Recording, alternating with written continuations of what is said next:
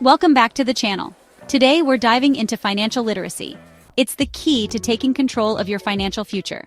We'll cover budgeting, saving, debt, and investing. This is your ultimate financial literacy bootcamp. Hit like, subscribe, and let's get started.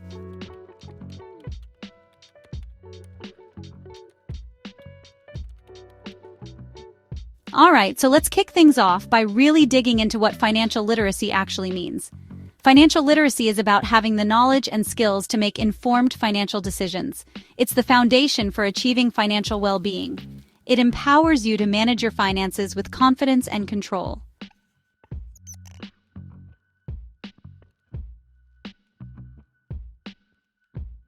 So why is financial literacy more important today than, say, a generation or two ago? The economic landscape has changed dramatically, and it continues to evolve at a breakneck pace. Persistent inflation erodes your purchasing power if your money isn't growing. The job market is constantly shifting, with the rise of the gig economy. Gone are the days when you could just rely on a company pension. Navigating your financial life without understanding is like sailing a ship in a storm without a compass. You're far more likely to make costly mistakes or fall prey to predatory lending practices.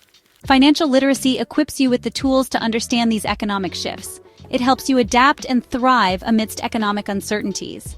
It's your best defense against financial instability in an unpredictable world. Being financially literate directly contributes to your economic empowerment. When you understand how to manage your money effectively, you're less likely to fall into cycles of debt. This isn't just about getting rich, it's about building a safety net and reducing stress. It gives you the power to say no to situations that aren't in your best interest. The long-term impact of widespread financial literacy is significant for society. When more people are financially stable, there's less reliance on social safety nets. People are better prepared for retirement, alleviating future burdens on public resources.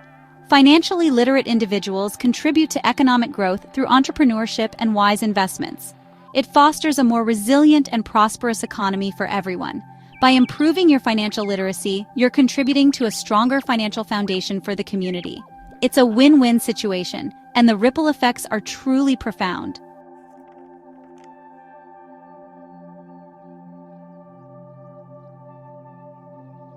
Financial literacy is critical. It helps you make smarter decisions daily. From choosing bank accounts to understanding loans, it builds lasting stability and security.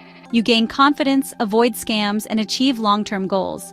Ultimately, it offers peace of mind and financial freedom.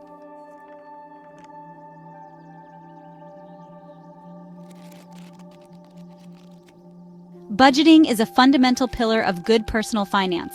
It's not about restriction, but empowerment. A budget is a spending plan, giving every dollar a job. It provides clarity, turning money into a tool for achieving your goals. Master budgeting, and you master financial well-being.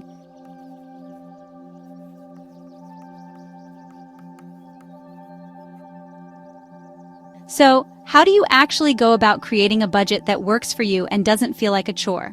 Let's break it down into a practical, step-by-step process. First, get a clear picture of your total income. Track all sources of money coming in. This includes salary, side hustle income, and dividends. Know exactly how much money you have each month. If your income is variable, calculate an average or use your lowest recent monthly income. Next, track every single expense. From big expenses like rent to small ones like coffee. Use a notebook, spreadsheet, or budgeting app. Categorize expenses into fixed and variable. Distinguish between needs and wants. Analyze your spending patterns. Identify areas to cut back or reallocate funds. Create budget categories and allocate amounts. Use the 50/30/20 rule as a guideline.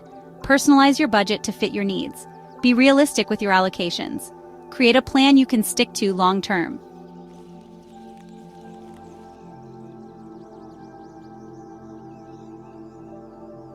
Alright, so you've created this beautiful, well thought out budget. That's a massive step. Seriously, pat yourself on the back. But the next, equally important challenge is actually sticking to it consistently. One effective strategy is the cash envelope system for certain variable spending categories like groceries or entertainment. You allocate a specific amount of cash into an envelope for that category at the beginning of the month, and once the cash is gone, it's gone. This provides a very tangible limit. Another key is to schedule regular budget reviews, maybe weekly or bi-weekly, to check your progress, see if you're on track, and make any necessary adjustments. If you have a partner, make it a team effort with regular budget meetings to ensure you're both on the same page.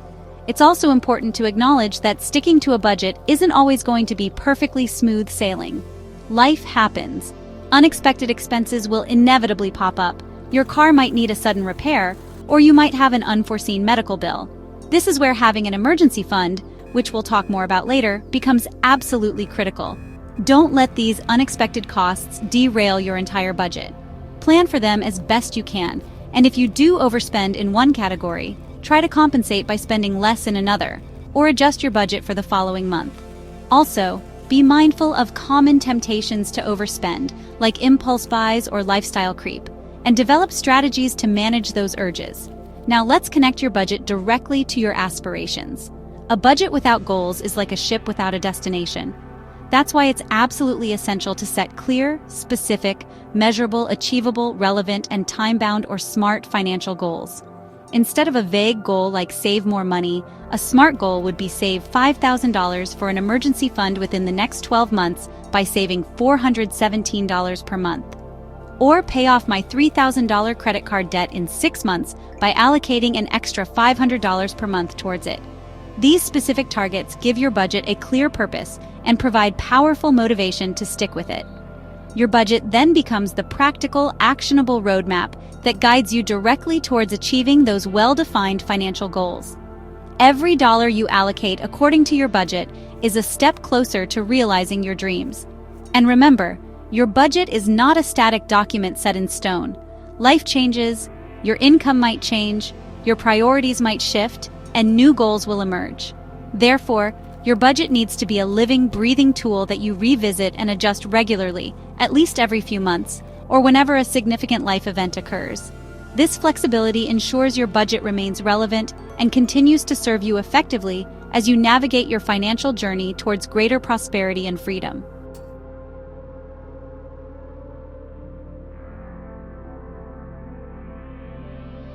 Saving money is the bedrock of your financial future.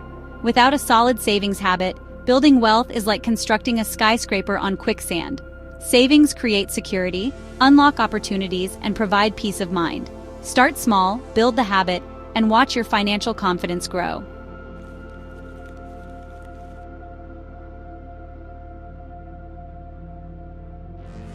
Let's talk about your emergency fund. This is your financial fortress against life's unexpected storms. Aim to save 3 to 6 months of essential expenses. Start with small, consistent contributions. Treat it like any other essential bill.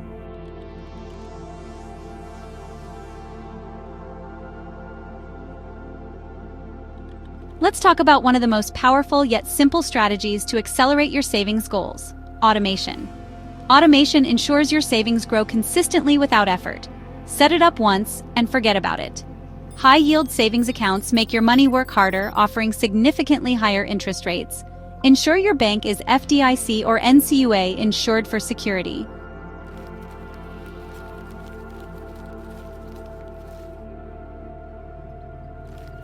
Debt is a financial tool. Used wisely, it can build your future. Mismanaged, it becomes a burden. Understand the difference between good debt, like mortgages and student loans, and bad debt, like high-interest credit cards. Mastering this can significantly impact your financial well-being.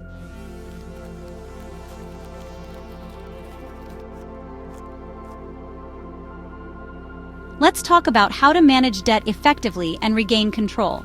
Gain complete clarity on your current situation. Know exactly how much debt you have and the minimum monthly payments. Create a comprehensive debt inventory. Integrate your debt repayment into your monthly budget. Allocate a specific portion of your income towards debt payments. Communicate with your lenders if you're struggling. Avoid accumulating new debt while paying down existing debt. Make lifestyle adjustments to ensure progress towards becoming debt-free.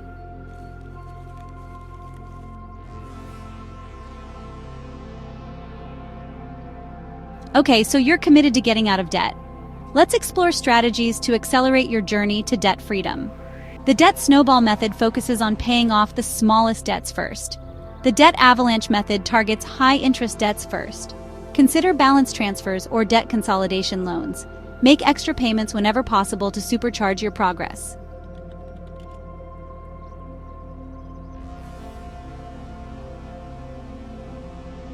Alright, now we're getting to the really exciting part for many of you investing. If saving money is the foundation of your financial house, then investing is the engine that actually builds significant long-term wealth. I want to be crystal clear on this. While saving is absolutely essential, relying on saving alone is generally not enough to achieve true financial independence or a comfortable retirement. Why? Because of a silent wealth killer called inflation. Over time, the purchasing power of your saved cash slowly erodes as the cost of goods and services rises. Your money needs to be actively working for you, growing at a rate that outpaces inflation, and that's precisely what strategic investing aims to achieve. Investing is the primary vehicle through which you can realistically achieve your most ambitious long-term financial goals.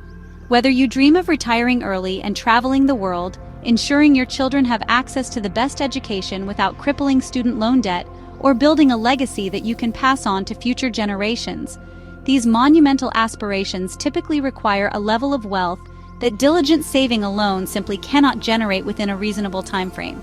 Investing allows your money to compound and grow exponentially over decades, transforming modest, regular contributions into substantial sums. It's about making your money work as hard for you as you work to earn it in the first place, creating a pathway to financial freedom.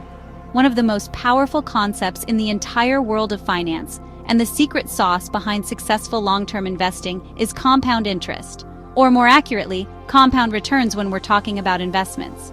Albert Einstein himself reportedly called it the eighth wonder of the world, and for very good reason. Compounding is essentially the process where your investment earnings start generating their own earnings. It's like a snowball rolling downhill, growing larger and faster as it accumulates more snow. The longer your money stays invested in compounding, the more dramatic the growth becomes. This is why time is your single greatest ally as an investor. Starting early, even with small amounts, can lead to astonishing results down the road.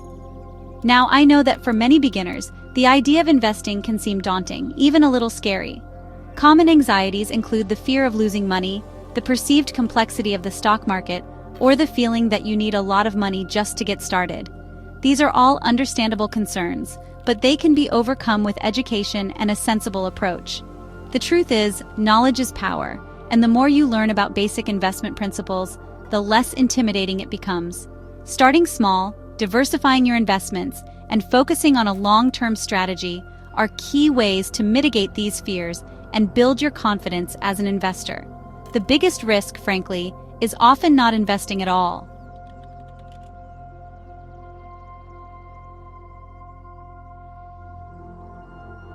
So, when we talk about investing, what are we actually investing in? Let's break down some of the core investment vehicles you'll encounter. Stocks, bonds, and mutual funds are key investment vehicles. Stocks offer ownership in companies like Apple or Google. Bonds are loans to entities like governments or corporations. Mutual funds and ETFs provide diversification. Diversification reduces risk by spreading investments.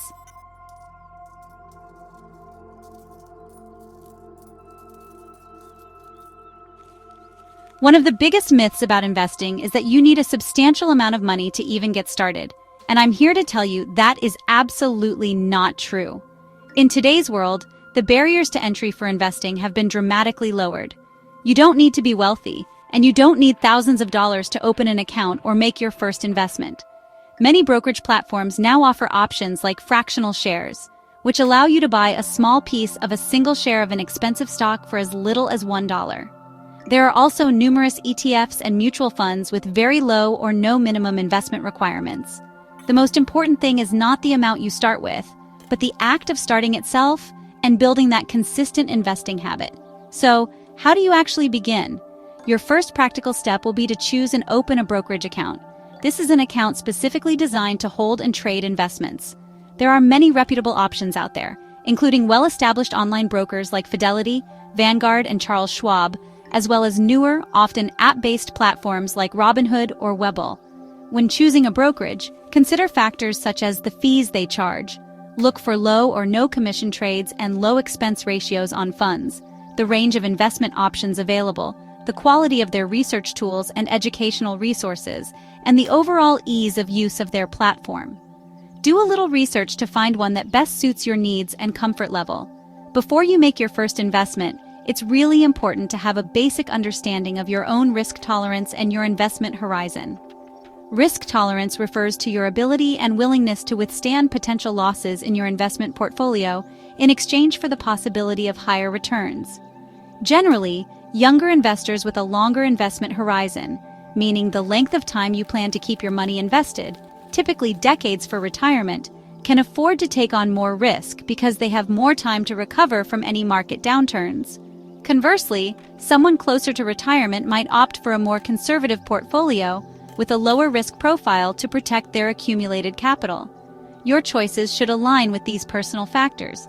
Finally, I cannot overemphasize the importance of adopting a long-term perspective and maintaining consistency when it comes to investing. Successful investing is typically a marathon, not a sprint. Avoid the temptation to make emotional decisions based on short-term market fluctuations or trying to time the market, which is notoriously difficult, even for professionals. Instead, focus on a strategy like dollar-cost averaging, which involves investing a fixed amount of money at regular intervals, regardless of what the market is doing. This disciplined approach helps smooth out any volatility over time and keeps you steadily building wealth towards your long-term financial goals. Stay patient, stay consistent, and let the power of compounding work its magic for you.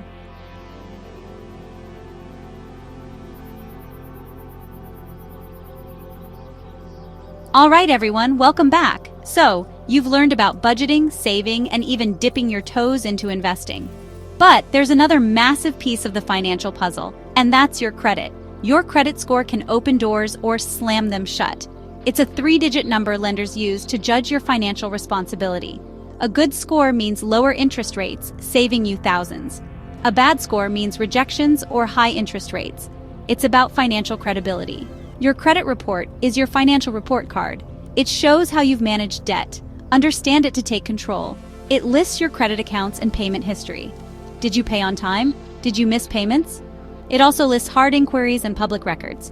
Understanding what's in this report is the absolute first step to taking control. So, how is this all-important score actually calculated? The biggest factor, making up about 35% of your score, is your payment history. Are you paying your bills on time, every single time? Next up, at around 30%, is the amounts owed, or your credit utilization. This is how much of your available credit you're using. Then there's the length of your credit history, about 15%. Older accounts are generally better. New credit applications, which result in hard inquiries, account for about 10%. And finally, your credit mix. The different types of credit you have makes up the last 10%. It's a complex mix, but knowing these categories gives you a roadmap. Given how critical this information is, you absolutely need to know what your credit report says about you. And the good news? You can check your credit reports from all 3 major credit bureaus, Experian, Equifax, and TransUnion, for free, at least once a year, through annualcreditreport.com. That's the official site. Don't get tricked by others. You need to review these reports line by line, looking for any errors or accounts you don't recognize. Mistakes happen, and they can unfairly drag your score down. If you find an error, dispute it immediately with the credit bureau. This isn't just a suggestion. It's a non-negotiable part of managing your financial health. Seriously, make it a calendar reminder. It's free, and it can save you a world of financial headaches down the line. It's free, and it can save you a world of financial headaches down the line.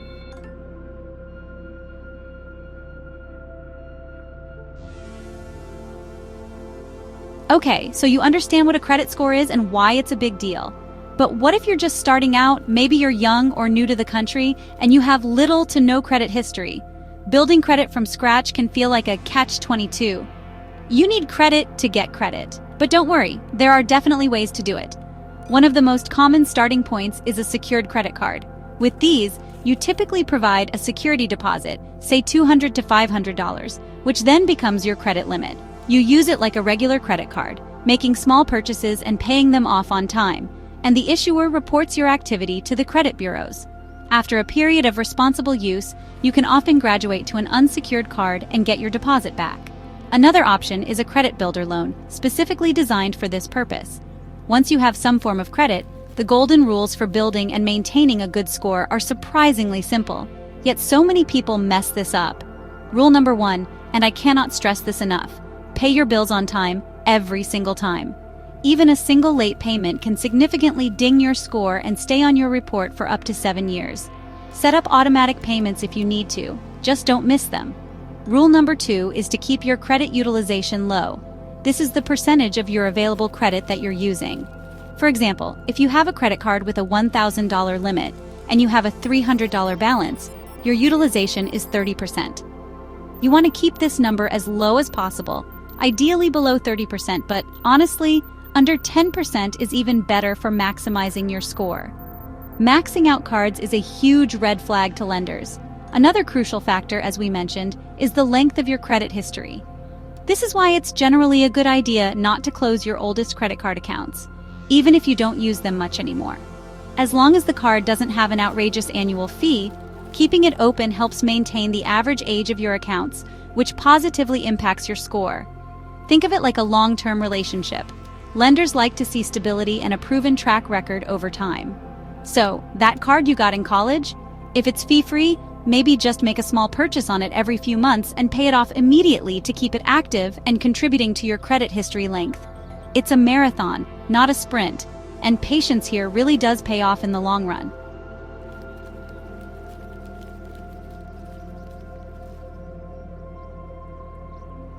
Now that you're on your way to building good credit, it's vital to understand the responsibilities that come with borrowing. It's not just about getting approved, it's about managing that debt wisely. Always remember that borrowing money isn't free. You'll almost always pay interest, which is essentially the fee lenders charge you for using their money. The higher your interest rate, the more that loan or credit card balance will cost you over time. Before you sign on any dotted line, make sure you understand the annual percentage rate, APR, any associated fees like origination fees or annual fees, and the total amount you'll repay over the life of the loan. Sometimes a seemingly small monthly payment can mask a very expensive loan in the long run, so do the math. We touched on good debt versus bad debt in a previous chapter, but it's worth revisiting in the context of your credit. Generally, good debt is considered an investment that can increase your net worth or future income potential, like a mortgage on a primary residence or a student loan for a valuable degree, assuming the terms are reasonable. Bad debt, on the other hand, is typically for depreciating assets or consumption, like high-interest credit card debt used for discretionary spending or a car loan that's way more than you can comfortably afford. While both types of debt impact your credit report, consistently taking on and managing good debt responsibly can actually help your score, while an accumulation of bad debt, especially with missed payments, can destroy it. Be very intentional about why you're borrowing. Maintaining excellent credit isn't a one-time task. It's an ongoing commitment that requires lifelong habits. This means regularly monitoring your credit reports, as we discussed, at least annually, but more frequently if you're actively working on your credit or planning a big purchase. It also means continuing to practice responsible credit use, paying bills on time, keeping balances low, and not opening unnecessary accounts. Life changes. You might get married, buy a house, change jobs, and your financial needs and credit usage might adapt. Being proactive and mindful of how these changes could affect your credit will help you navigate them smoothly. It's about building a sustainable financial lifestyle where good credit is a natural byproduct of smart decisions. And finally, let's talk about the incredible benefits that come with maintaining excellent credit, because it's not just about getting approved for a mortgage or a car loan. A stellar credit score, think 760 or above, and especially 800 plus, gives you serious negotiating power. You'll qualify for the absolute best interest rates, saving you a fortune. You might also get better rates on car insurance or even home insurance. Some employers check credit, especially for roles involving financial responsibility. Plus, having excellent credit provides an incredible sense of financial security and peace of mind. You know that if an emergency arises or an opportunity presents itself, you have the financial flexibility to handle it. It's a powerful asset, so protect it and nurture it. Trust me on this one, it's worth the effort.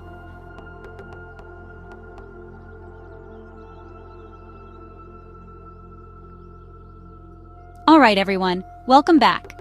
Let's dive into the tools that make managing your money easier. Pen and paper are outdated. Use technology to automate and gain insights. Apps like Mint and YNAB sync with your accounts, categorize transactions, and help you budget. Find the tool that fits your needs and stick with it.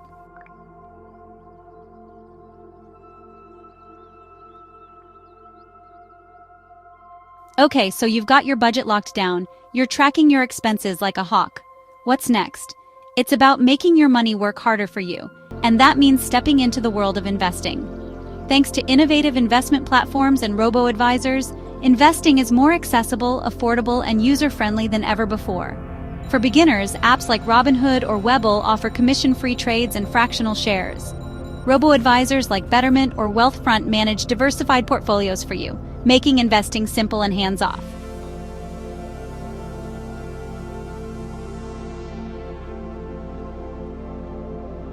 Beyond the apps and platforms that help you manage and invest your money, there's another category of resources that is arguably just as important: educational resources. Because let's face it, financial literacy isn't a one-time course you take. It's a lifelong learning journey. The financial world is constantly evolving.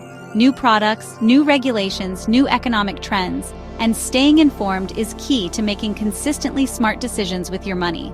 Luckily, there's an absolute wealth of information out there, much of it completely free, that can help you deepen your understanding of personal finance, investing, and economic principles. It's about empowering yourself with knowledge. Some of the go-to places for reliable financial information include websites like Investopedia, which is like an encyclopedia for all things finance, offering clear explanations of complex terms and concepts. NerdWallet is another fantastic resource, providing reviews, comparisons, and advice on everything from credit cards and bank accounts to mortgages and insurance. For those who want to keep up with financial news and market trends, outlets like the Wall Street Journal, Bloomberg, or the Financial Times are invaluable, though some may have paywalls. These resources can help you understand the bigger picture, learn about different financial strategies, and stay updated on anything that might impact your personal finances. And let's not forget the power of audio and video. Financial podcasts and YouTube channels have exploded in popularity, and for good reason. They make learning about money engaging, accessible, and often entertaining. You can listen to various informative channels like this one, where experts discuss market analysis, budgeting tips, investment strategies, and success stories while you're commuting, working out, or doing chores. Channels like, well, this one or others that break down complex financial topics into easy-to-understand language can be incredibly helpful.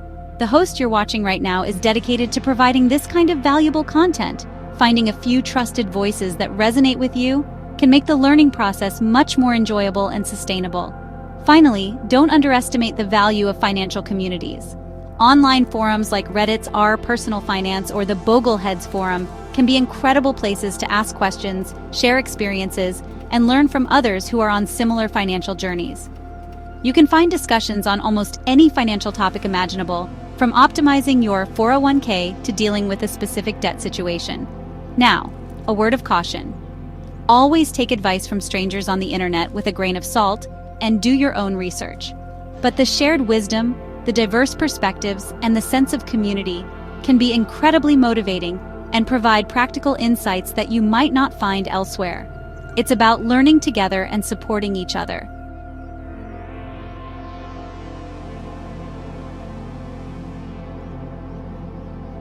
All right, fantastic. We've covered a ton of ground on tools and resources, and now it's time for one of my favorite parts, the Quanda session. We've gathered some of the most common, most burning questions you guys have about financial literacy, and I'm here to tackle them head-on. First up, we have a question that I know resonates with a lot of people. I find it so hard to stick to a budget. I create one with the best intentions, but I always seem to overspend in certain categories. Any tips for someone who feels like they're constantly failing at budgeting? This is such a common struggle, so please know you are not alone in this at all. The key to sticking to a budget often lies in making it realistic and not overly restrictive from the get-go. If your budget is so tight that it leaves no room for any enjoyment or unexpected expenses, you're setting yourself up for frustration. Consider the 50-30-20 rule as a starting point. 50% of your income for needs, 30% for wants, and 20% for savings and debt repayment. Then, track your spending meticulously for a month without trying to change anything, just to see where your money is actually going. This awareness is the first step. After that, you can make small, incremental adjustments rather than drastic cuts. And importantly, build in a small fun money category so you don't feel completely deprived, which can lead to splurging later. Continuing on that, it's also incredibly important to identify your personal spending triggers. What situations or emotions lead you to overspend? Is it stress, boredom, social pressure? Once you recognize these triggers, you can develop strategies to cope with them in healthier, non-spending ways. Some people find the cash envelope system incredibly effective for discretionary spending categories like dining out or entertainment. When the cash is gone, it's gone. And please don't get discouraged by occasional slip-ups. Nobody is perfect. The goal isn't 100% adherence all the time. It's about making consistent progress and getting back on track quickly when you deviate.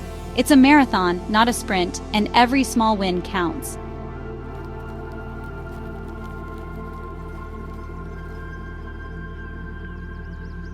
Moving on to some equally important topics: debt and investing. Prioritize high-interest debts first, like credit cards. Consider debt avalanche or snowball methods. For investing, start small and educate yourself. Diversify and think long-term. Remember, not investing can also be a risk.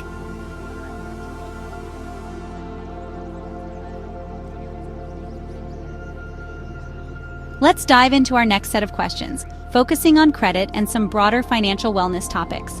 Improving a low credit score takes time and consistent positive financial behavior. Pay all your bills on time and reduce your credit utilization ratio. Regularly check your credit reports for errors and dispute them. Live below your means and invest the difference early. This unlocks the power of compound interest for a secure financial future.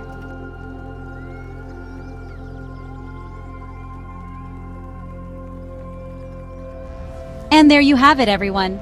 We've journeyed through the essentials of financial literacy, from understanding the basics and mastering budgeting, to strategizing savings, demystifying debt, dipping our toes into investing, building credit, and exploring some fantastic financial tools.